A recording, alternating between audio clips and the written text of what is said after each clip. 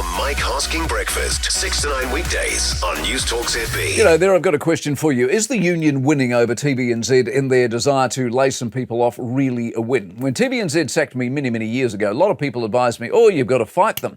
You'd have a good case, you'd win. Well, my argument at the time was, why on earth would I fight someone who doesn't want to employ me? So we negotiated a cheque and I wandered off into the distance. Anyway, fast forward 25 odd years and the scenario is slightly different. TVNZ is in a world of financial pain and they need to do something about it. And here is the key to all of this. They will do something about it because they can't afford not to. The fact they didn't, according to the bloke at the tribunal, because they failed on one of the myriad of clauses in what is clearly a fairly complex collective agreement, doesn't actually mean anything changes. All that's happened is that they will go back to the boardroom or the meeting room or the whatever room they use to talk about these things and relitigate what has already been litigated. The people involved get nothing other than more pain and a delayed inevitability, and that's before you get to the irony, of course, that the two major programs at the centre of this particular fracas, Fair Go and Sunday, have finished this week anyway.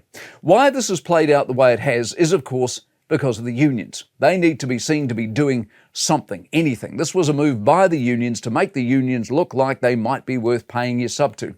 The warning, I would have thought, is it was driven by Michael Light Rail Wood, who has taken his inability to do a lot productive at a national level and channeled it back into the industrial landscape with tribunals. None of this helps anyone.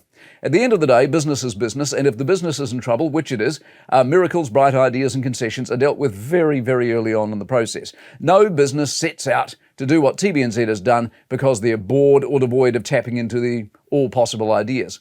We are at the end of the line, basically. As they got to that line, they erred. According to the adjudicator of erring, Michael Wood, he might well feel this is a win, but then Michael Wood has a job, doesn't he? So let's see how many of those he saves now by delaying the inevitable. The Mike Hosking Breakfast, 6 to 9 weekdays on News Talk ZB.